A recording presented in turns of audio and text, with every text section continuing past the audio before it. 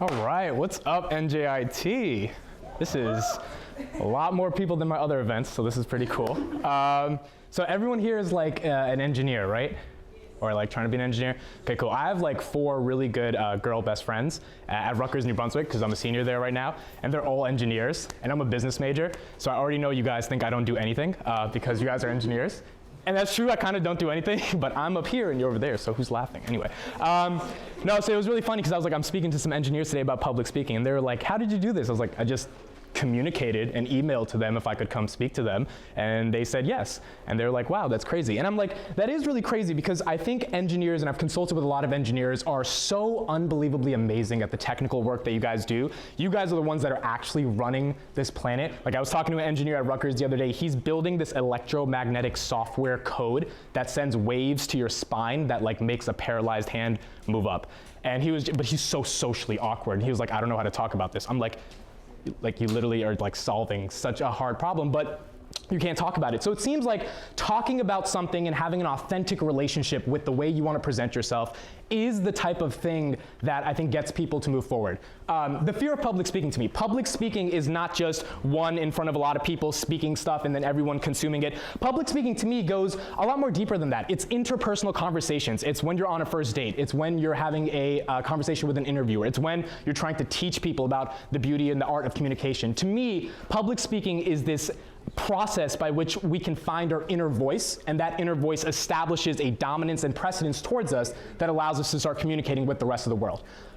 So a little bit about me. I've been doing public speaking since I was 13. Some cool stuff about my journey in public speaking. I was the 3rd best speaker in Croatia, 9th best speaker in Slovenia, 7th best speaker in the United States, 1st best speaker in New York, 2nd best speaker in California. I can keep naming these things, but all of this really is to sort of solidify not some type of thing about me bragging, but rather something to say that I think I found an inner voice. Because when you go around the world and you do national public speaking competitions on a variety of topics, from climate change to if Disney is good for social culture, you have to have an innovative approach to how you think about topics and then how you communicate those topics to an audience to get them to actually care about what you're trying to say. Now for me, a lot of public speakers that I've seen and a lot of people teaching public speaking take a specific approach towards like, you should have eye contact, or you should like know how to move your hands, or you should like walk back and forth like you're thinking about something when in reality you're thinking about nothing, you're just trying to move your body. I think all those are important. I think those hypercharge and make your presentation better. But truly, I think this fear of public speaking thing, and can anyone raise their hand if they've had a little bit of a fear of public speaking? Okay, engineers make sense. No shade.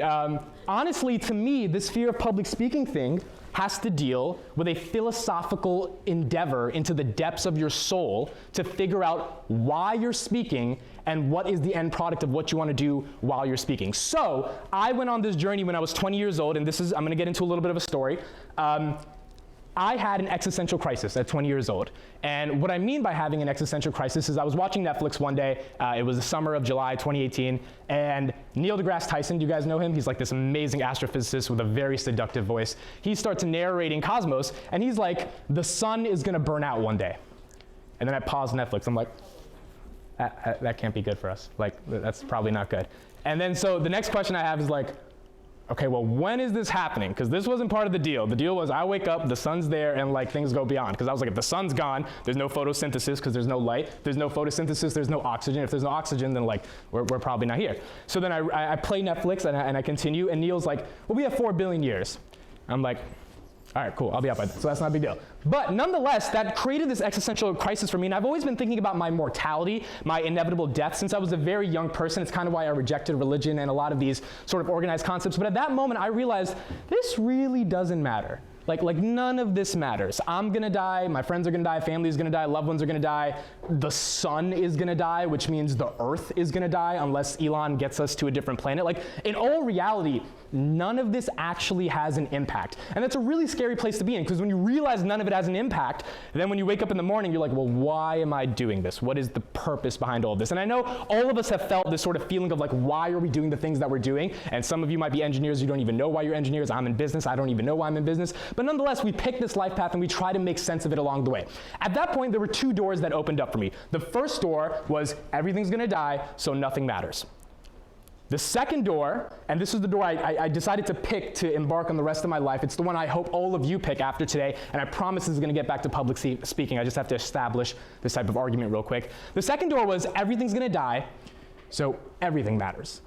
And at that moment, I realized, okay, there's this beginning to life, and then there's this end to life. And in the middle, from the beginning to the end, is this measly amount of time, right? We've had the Earth and the observable universe for 13.8 billion years. We're lucky if we get like 70, 80. You're gonna be in a helicopter one day and it's gone at 41. Like, it's all absurd. None of it makes any sense. And 41 out of 13.8 billion, I don't do engineering, but that's a very small fraction. And it seems like there's a very small amount of time to take advantage of the opportunity that we have on this planet.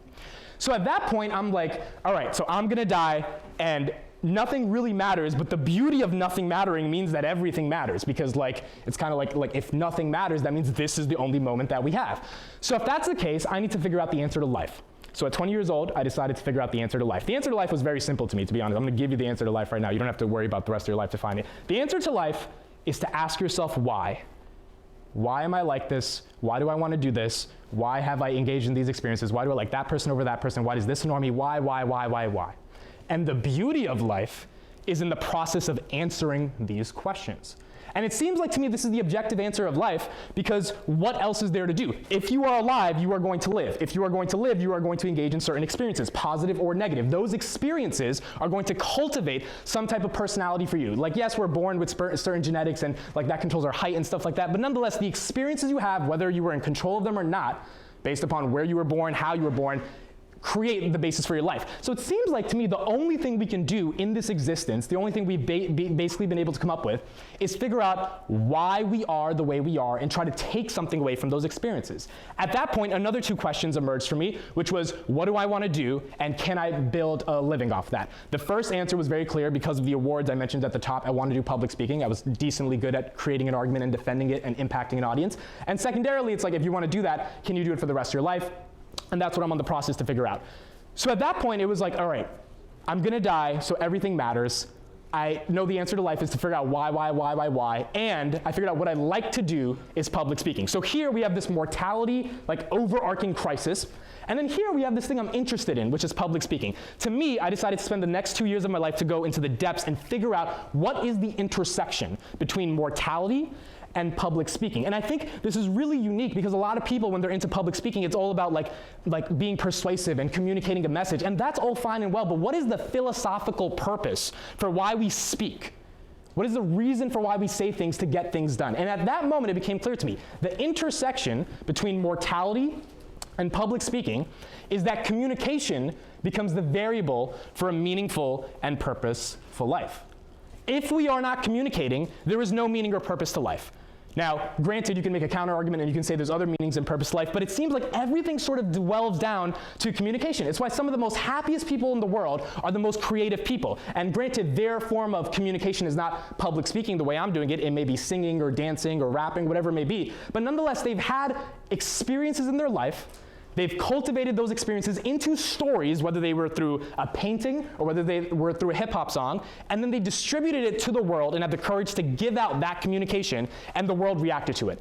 If a lot of people reacted to it, they got a lot more opportunities. And even if a lot of people didn't react to it, it seemed like there was some beauty in the process of taking experiences, figuring out how to communicate them, what medium of communication you would do, even if it's just posting things on Instagram, and then giving it out to the world. So at that point, I realized that this stuff is really, really important. And what public speaking then became to me was that it's just stories that we're telling to the world. When you're on an interview, and a lot of you are going to go to a career fair soon and start getting pitched by recruiters, and you're going to have to make an impression on that recruiter, it's just telling a story about yourself that's interesting. It's just telling a story about yourself that's meaningful enough for you to differentiate yourself from the pack, that actually gets them to care about the nature of your existence. Jay-Z, when he was 26, had 26 years of life experience and then released his first album. All an album is in music is stories communicated over something universal that we can all relate to, which is music. And then that story, if it's communicatable and we care enough about it, we then latch onto the music.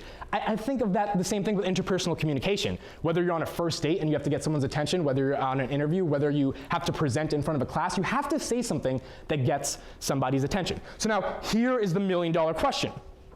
What do I say? right? So it's like, all right, Amit, you told me that I'm gonna die, so that in order for me to have a purposeful life, I need to say stuff, right? Like, that's not negotiable. If you're alive, you should probably say stuff while you're alive. It's kind of like if a tree fell in a forest, but no one heard it, and I know you guys have heard this example, did it really fall? Now, obviously it fell, right? Like, we're not stupid. It fell. The tree fell. But in terms of the relative perception of human consciousness in relation to hearing and perceiving the tree falling, it didn't really exist. It's kind of like if we were alive, but we never said anything, we never communicated, we never left our mark, where did we actually exist? Now, obviously, biologically, we existed. We can tell we lived and we died. But did we actually have an impact on people in terms of actually communicating our existence to the world? So the $1 million question is, if we're gonna live, we have to say stuff, what do we say? This is where there is a word that begins with I. This word is phenomenal, and it gives you the unlock to create a framework of stories to build so that you can communicate these things to people. This word is called introspection. Has anyone ever heard of this word? Do you guys know what this word means? Introspection? Bunch of engineers, huh? No one knows introspection. Okay, introspection, do you know? I really don't believe you guys don't know this word, introspection. Introspect. No, you're looking into your own perspective. That's why it's like intro. But introspection is the ability to look into the depths of your soul, your mind, whatever you can find, and then figure out things about your life that are meaningful enough to communicate. So if all of you are looking at me right now, and I said red apple, you guys can see a red apple, right? That's insane to me. The fact that I can look at him and I can see a red apple at the same time. Now, if I say fire truck, you can all see a fire truck, right? That's crazy. If I say Clifford the red dog, because all of us are from that generation, you guys can see a Clifford the red dog. Some of you may not. The point is, introspection is this idea that in the depths of our subconscious and subliminal aspects of our mind, there are things that have happened in our life, positive or negative, that we care about, and we need to unleash those things in order to speak about them to the world. This is the answer to how you win in an interview or an interpersonal dynamic, by telling stories about yourself that are meaningful. I'll give you an example. I was getting an interview for a venture capital internship in the summer last year. Now, I was going to India this summer, so I wasn't even able to take the internship, but I took the phone call just because I wanted to brush up on my interview skills. Within the first minute, the interviewer asked me something important off my resume, right? And something important off my resume was I was the 3rd best speaker in Croatia. So immediately he wanted to ask me about my process in debate.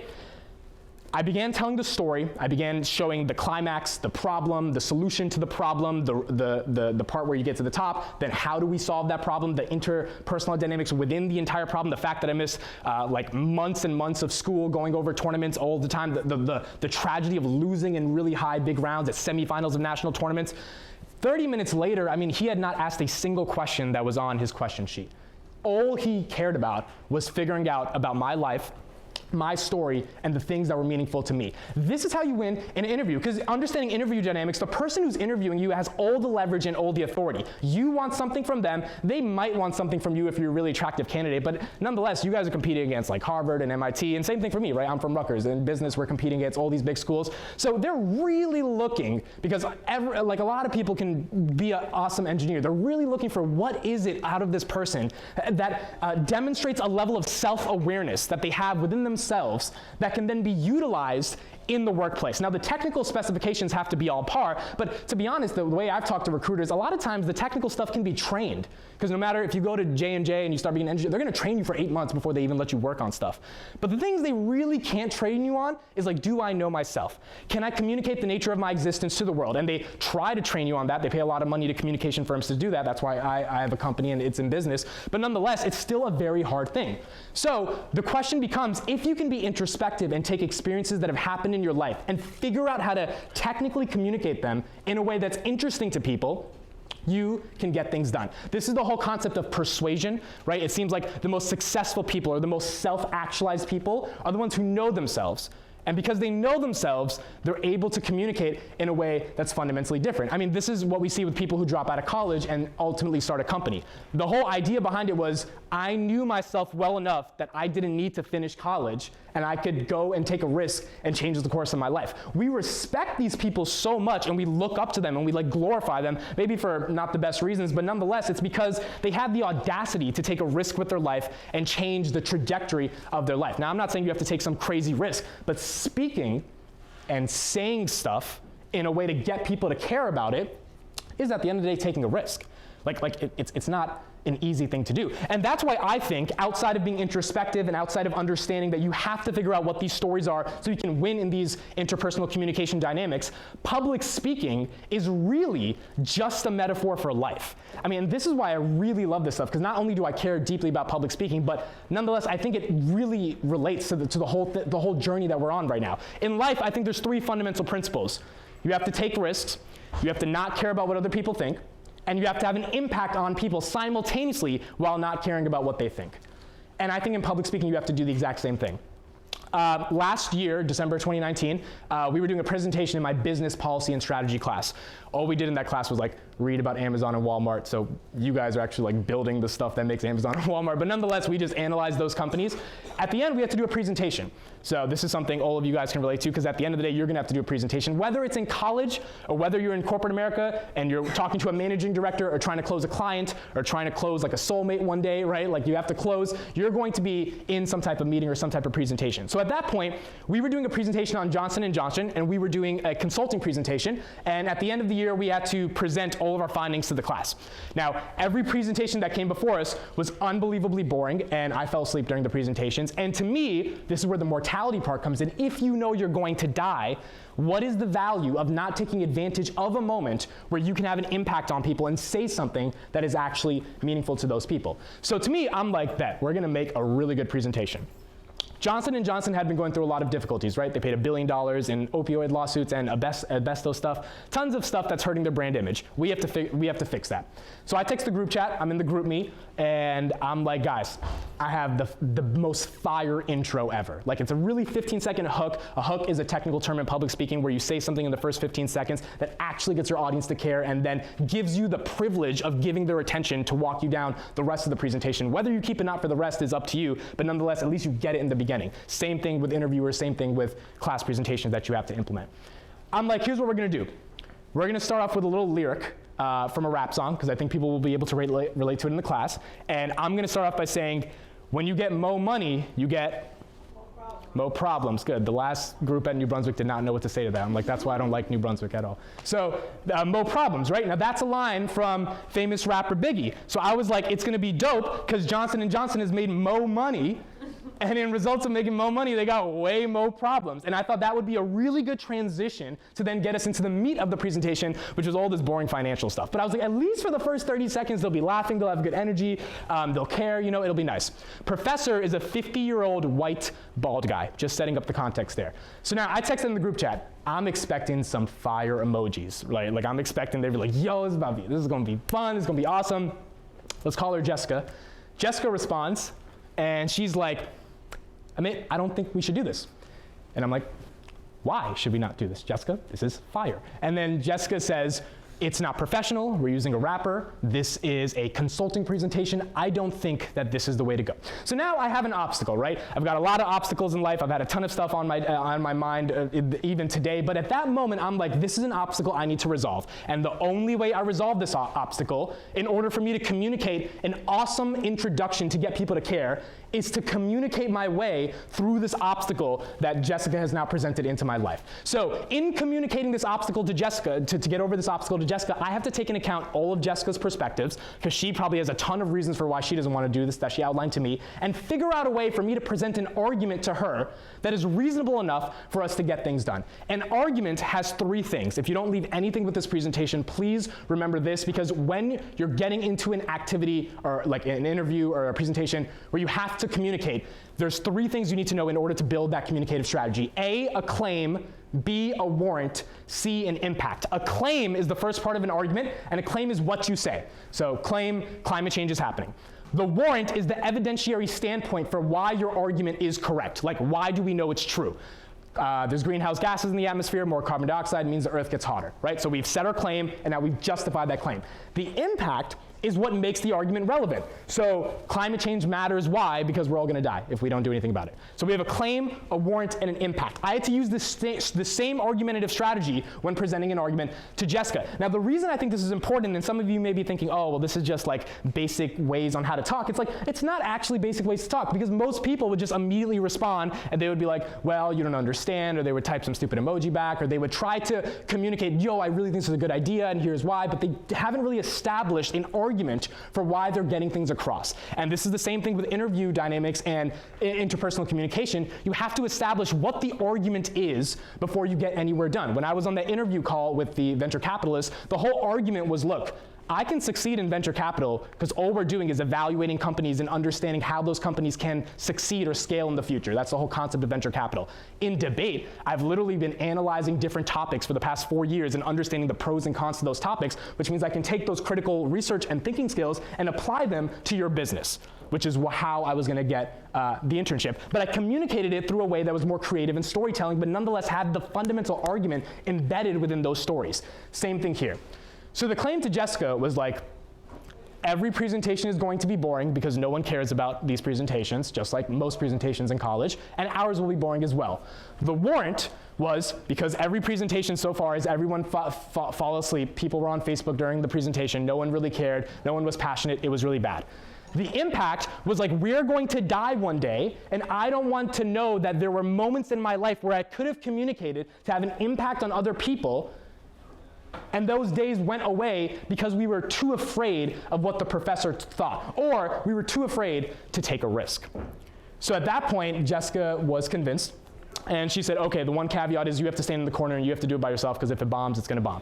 And I was like, all right, whatever, since you don't want to take the risk. So in this moment, and before I tell you what happened, we had to take a risk, right? We had to analyze the situation, and it was like, well, what can we do to differentiate ourselves from everyone else and actually make a meaningful impact in this moment? That requires taking a risk. The beauty of taking a risk when speaking is that there's a high reward and there's a high risk of failure. But nonetheless, that's everything in life.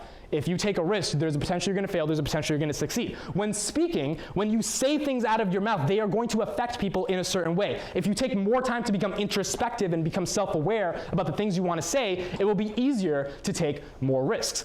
Then we had to not care about what people think. So simultaneously, while we're taking a risk, we're also not caring about what people in the audience think. And that's not to say we don't value their opinion. Like right now, all of you probably have an opinion on me. Maybe you like my hair, maybe you don't. Nonetheless, I don't care what you think of me, not because I don't care about you, but because if I did care about what you thought of me, it would stop me from even getting up and being able to speak in front of you. I would be so paralyzed by your thoughts that it wouldn't allow me to continue to move forward. And on the third hand, you have to have an impact on people.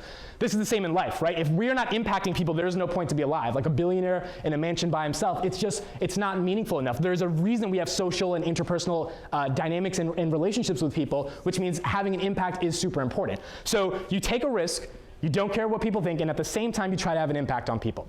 We get to the presentation, I take this philosophy that I've created about these 3 elements of life, and then it's time to implement it, right? So we're going into the presentation, here's the risk. Maybe no one knows this song, right? The professor is a 50-year-old white bald guy. Maybe he doesn't know the song, and he's like, I don't know why people are laughing. So there's a risk involved to this, right? If it bombs, it bombs.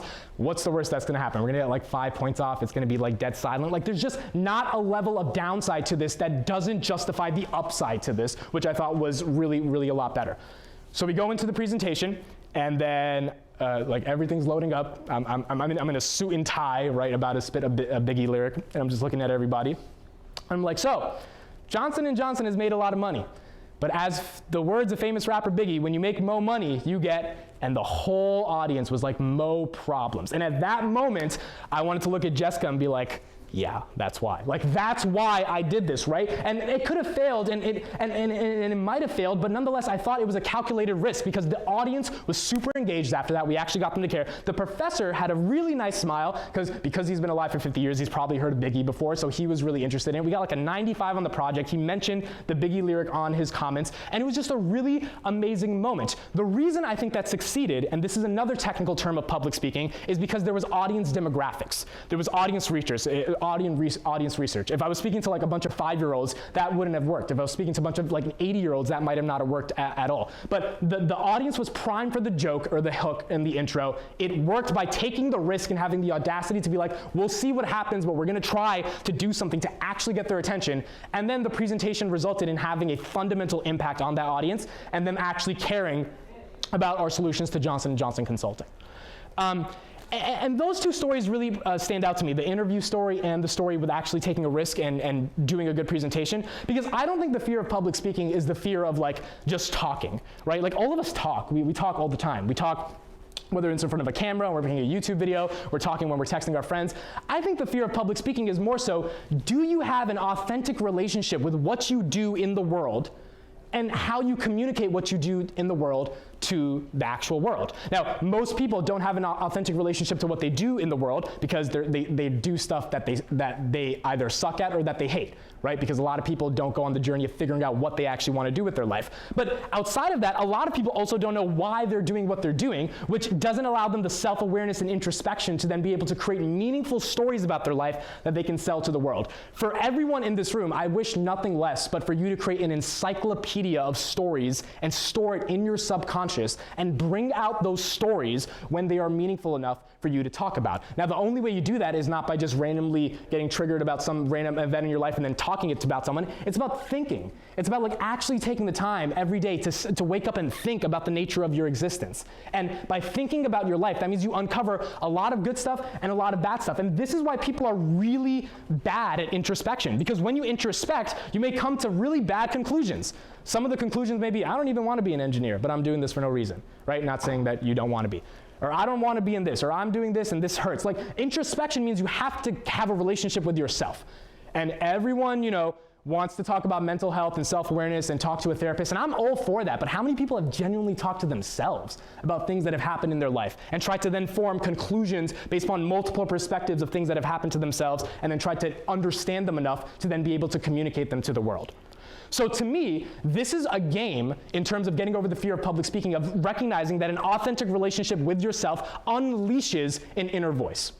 And once you unleash that inner voice, you now have a choice to make. Are you going to use that inner voice in a way that actually impacts people while not caring about what people think because you believe in the audacity of taking a risk with that voice? Or are you going to let that voice be suppressed? And yeah, maybe you'll get a nice job, and maybe you'll do this, maybe you do that, but it's never going to it's never going to progress at the level where you want it to be. I'm sure you all will get a job at some engineering company. How much you progress at that engineering company is completely contingent upon your communication skills.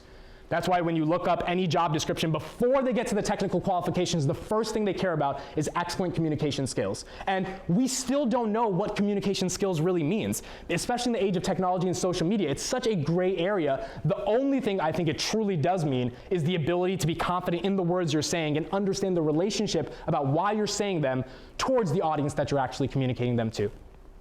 But that doesn't happen unless, to me, you recognize that you're going to die. And I'm really serious about that. I've done like 3 or 4 events right now at different organizations. And every time I say that, they're like, why is he talking about death? Like, we're talking about speaking and communication. Like, why does he have to be such, like, that's sad. Why is he bringing that up? And it is sad because we're going to die one day. But to me, if we don't recognize that in order to make this life meaningful, we have to say stuff, we have to communicate stuff, then it's kind of like we're really not taking advantage of life. And this really started because at 5 years old, I wanted to be a rock star. I still want to be a rock star right now.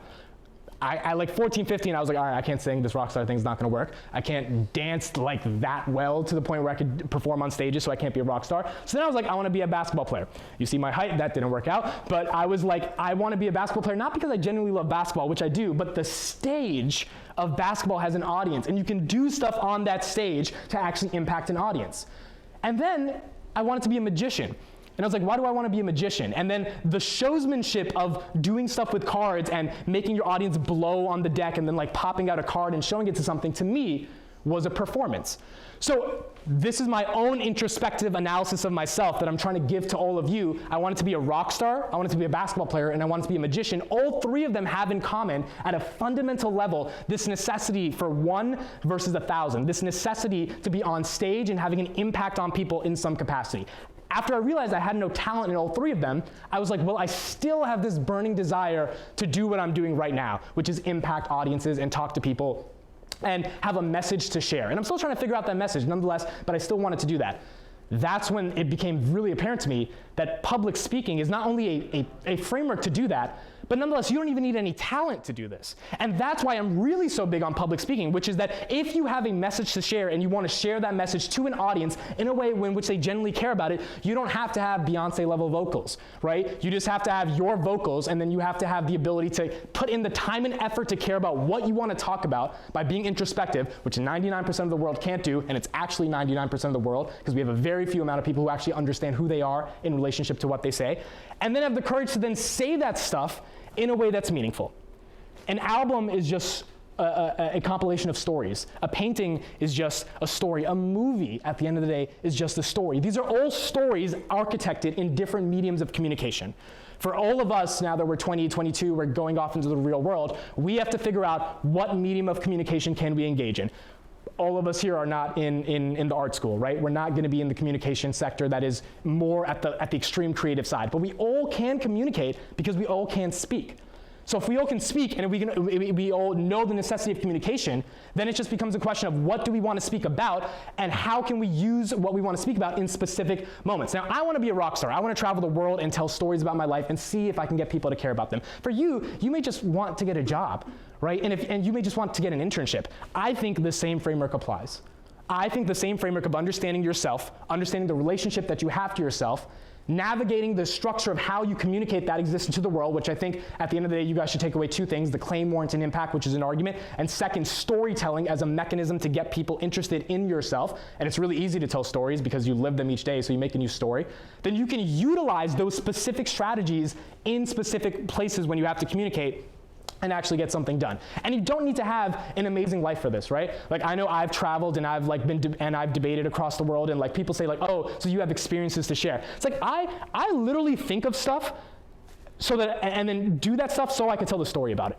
Like literally, that's a cool thing to me. Like, can I think of an idea? Can I get that idea to become a reality? And then the cool part is not even it becoming a reality, because by the time it becomes a reality, I get bored of it and I move on. The cool part of it is then how can I tell that story of that idea and turn it into a reality, right? So really, really, really quick story, and then I'll end it off. Probably not the most ethical thing to say right now, but nonetheless, I did not study for my managerial accounting exam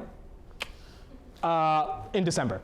At all. So the first exam, I'm like, look, I don't care about managerial accounting. I'm building a company on the side, so managerial accounting can go kick rocks. I'm just gonna go figure out how to get through, get a C, because I have real clients on the side. I'm making money, like I put time in this. So I just need to get the degree to move on with my life, but I don't want to put in the work. So the first exam, I sat in a really good position in the lecture hall, that's all I'm gonna say, and I got a 15 out of 21. It was fantastic. I'm like, I don't even gotta stress about this class anymore, right?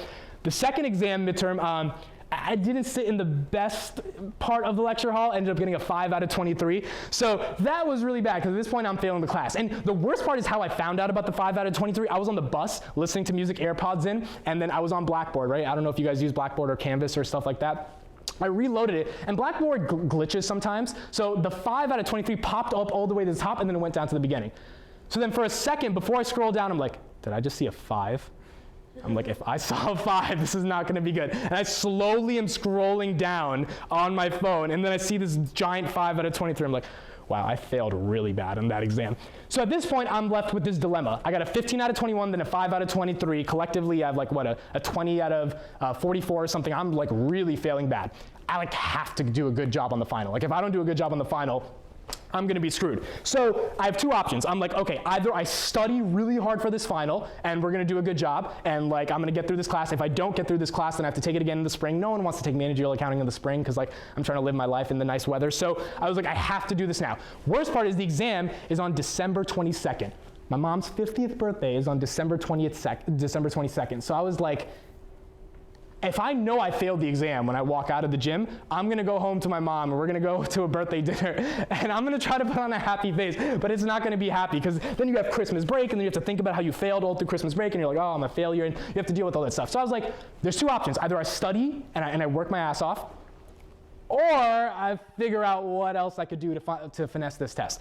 And long story short, I figured out how to finesse this test, right? And because I figured out how to finesse this test, I sat behind someone, and there was like this good friend that sat in front of me that gave me permission to sit behind him, is what I'll say. And nonetheless, the result of the exam was I still failed horribly. I got like a 65, but the curve was so bad I got a C. So I was like, yo, this is wild. Like I cannot believe I just did this. Nonetheless, the reason I care so much about that is because the story of telling how I got out of that managerial accounting exam, and I hope no one thinks I'm that bad of a person for cheating on the small exam, is like way more important and meaningful to me than actually going through the process of doing it. Right now, I could have studied, and the story would have been, he put in so much time and effort, 5-hour days studying his ass off. He like really tried to do this. My friend, by the way, studied for like 5 hours a day for a week straight. He got an 8 out of 23 on the exam. I was like, all right, thank God I didn't waste that time at that point, right? Because we were both like, we were not smart in that class.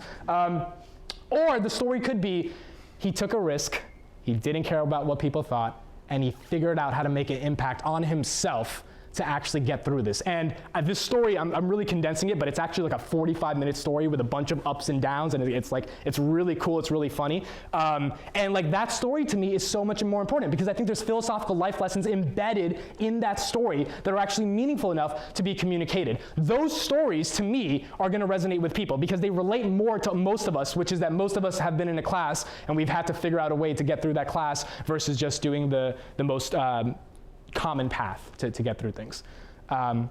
So yeah, nonetheless, I think it comes from a question of mortality. Just to recap, when you understand you're going to die, then you start to have an existential crisis. You should have it as soon as possible. Don't wait till you're 50 and you know you're about to die soon because you're in the middle of the life. Wait till do it immediately because that existential crisis fuels the necessity for then you to say things that matter and that are meaningful. And once you realize you can say things that matter and that are meaningful, you then start to become persuasive enough to actually care about forming a life path for yourself that is meaningful enough in whatever field you want to do. You have to become introspective to do that. You have to have that existential crisis, and then you just have to invest in the technical elements of how do I get my voice across from myself to the audience in order to make a fundamental impact.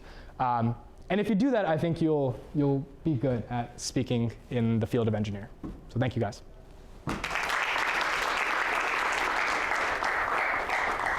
Any questions? Anybody? Speaking, death, mortality, how I finessed that test. Yes? What were some of the challenges you faced when you decided to follow this passion of yours of public speaking? The challenge is literally every day. I don't have a job next year. Like all my friends in business school are going to Goldman Sachs and JP Morgan and stuff, and I'm over here on Instagram posting, I'm speaking at NJIT today, and like my best friends are sharing it, trying to hype me up. Like the challenge is every day you wake up, you realize you are going down an unconventional life path. And that unconventional life path has to be motivated by an M that does not stand for money. Because for the first 2 years of college, it was motivated by money. I really wanted to be an entrepreneur and make a lot of money. And then I realized I don't give that much of a shit about money because what are you gonna do with all that money? Like yes, there's things you can buy, but how many things can you buy? I really wanted to do something that I cared about that was meaningful to me. And again, there were two things, that ultimate vision at 5. This is why I think we kind of know what we want to do almost as soon as we're basically alive. I wanted to be a rock star, and there were experiences from 1 to 5 that transcended myself at 22. It was like, I cannot get this rock star thing out of my head. And the question was, do I want to be 40, go down a basic life path, and then regret that at 22, I could have been a rock star if I just put a little bit more time and effort. The second thing was like, I'm gonna die. And I'm gonna keep saying it a lot of times, I don't think people understand it. Like, we are literally not gonna be here one day. And it's wild. Like it's actually wild. Like there's one day I'm not gonna be able to eat chocolate chip cookies, and I love chocolate chip cookies. And there's gonna be one day where I cannot do that because I'm gonna be dead. Like that is insane to me. So if that is true, if that overarching thesis of life, 2 + 2 is 4, you are gonna live, you are gonna die, is true, and you don't even have that much control over how you're gonna die, much less how you're born or what conditions that you're born in, what becomes the meaning of the intersection between life and death? That's a question that I started exploring at 20 years old, and it was really important to me. The meaning to me became to ask myself, what did I want to do, and is there a way I could sustain my livelihood off of it? When public speaking became the answer, then the larger answer started to unfold, which is like, of course public speaking is the answer to me because I love communicating my existence to the world. And by the way, the reason so many people are afraid of public speaking is because they're so afraid of communicating their existence to the world, whether again, it's one-on-one or it's 1 to 1,000. Well, what if people weren't afraid of communicating their existence to the world and they could use my company to get over their fear of public speaking, much less use me and this video, hopefully that'll go on YouTube and people will see it, if they knew that they were gonna die? The MBM stands for motivated by mortality. Literally the name of the company is we're gonna teach public speaking through a philosophical framework that prioritizes the fact that death is the existential motivator for how we get over the inability for us to speak and the inability for us to speak meaningfully. And obviously we offer a ton of other services beyond that, but nonetheless, that's the framework to me. So if I'm gonna die, I mean, like, we got one shot, might as well try really hard to do well at it. Yes? How do you prepare for a speech? How do I prepare for a speech? Cool, that's a good question.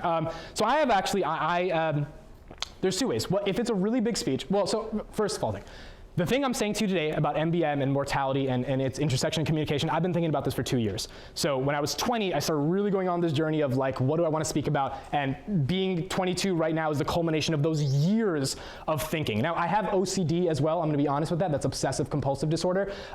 It's a mild case of it. Some people have it real bad. They can't make left turns. So it's just like really bad. Their brain just doesn't let them. For me, it's overanalyzation. And I was diagnosed with it at a young age. So when I had toys, I would organize the toys versus play with the toys. And my mom was like, that's not normal. So then she took me to the doctor and he was like, yeah, he's a little bit compulsively, he's super organized. So when I get a thought, I start really, really thinking about it and try to extrapolate what are the meaningful things about that thought. Honestly, I think my OCD has led me to come to the conclusion about why speaking is in relation to death, or why I even care that much about death. Because if someone has OCD and they realize they're gonna die, that's such a crazy thought, they start really analyzing that thought, right? I have statuses from Facebook from 2012. You know, on Facebook, it goes back to that old date where I'm saying like, live like you're dying, or like, why don't people recognize that they're gonna die one day, or like, take advantage of the moment. This is when I was like 13 years old, posting this stuff on Facebook when I should have been outside playing. And to me, it means that there was a deep fear in me that motivated me to speak about this stuff. For actual presentations, I take a whiteboard and I hang it up, and I'll show you a picture of it if we have time. I go through the entire beginning till end of the whiteboard. So there's a hook, there's a process, there's a problem, there's a framework, there's content creation of how to get the framework to be evolved with the philosophical theme, there's technical examples, personal experiences embedded within the arguments, then there's like certain moments where you try to be funny, certain moments where you have certain hand movements, certain moments where you move your body, certain moments where you inflect or modulate your voice based upon certain things that are really important to say. So if I'm talking about something very serious, it gets a little bit deeper, a little bit more energetic, it gets more higher, and I build out this on an entire whiteboard, and to me, on some real, like, that to me is my studio time, right? This rock star thing is serious. Like that to me is my studio time. In fact, I'm gonna release something to you guys today. Here's my idea. You can steal that idea if you want. By around June or July, I'm gonna be coming out with a public speaking album. Like a literal compilation of 10 tracks that I think are super important to me, communicated with me literally just speaking those stories. Kind of like 10 TED Talks. The cool thing about TED is they've branded the concept of an idea worth spreading, and they've been able to make it mainstream consciousness. I think for people who are not talented, but for people who want to communicate something to the world, why can't they just use speaking as a medium of communication, but speak in a really, really cool way, and then give it out to the world? And hopefully people will listen to it. And I think based upon the podcasting revolution, we really care about conversations and people talking. So it seems like there's a market for you to say, I want to make an album about love. Okay, I can't sing, but I have all these thoughts about love. Well, here are these 10 original ideas that I'm going to talk about love, which is, is what Drake does, is what like, they just have ideas, they write out lyrics to those ideas, it's on a fancy beat, and then we consume them. Why can't we do the same with public speaking? Now, it's not going to be streamed as much as Travis Scott, because music is music and speaking is speaking, but nonetheless, there's got to be some people that care about my thoughts about mortality, right? So at that point, then it just becomes a distribution game of how do I get it to the world. The third thing I'll do, last thing I say is I listen to Lose Yourself by Eminem, right? Just to get into the moment, because like, I don't like Eminem that much, to be honest, but that song, it's like, when he's like, success is my only motherfucking option, failure's not, I'm like, that's true, I gotta speak really good right now, like I gotta nail this moment. So yeah, that's how I prepare for this stuff. Yes, we're done? Okay, thank you guys, appreciate it.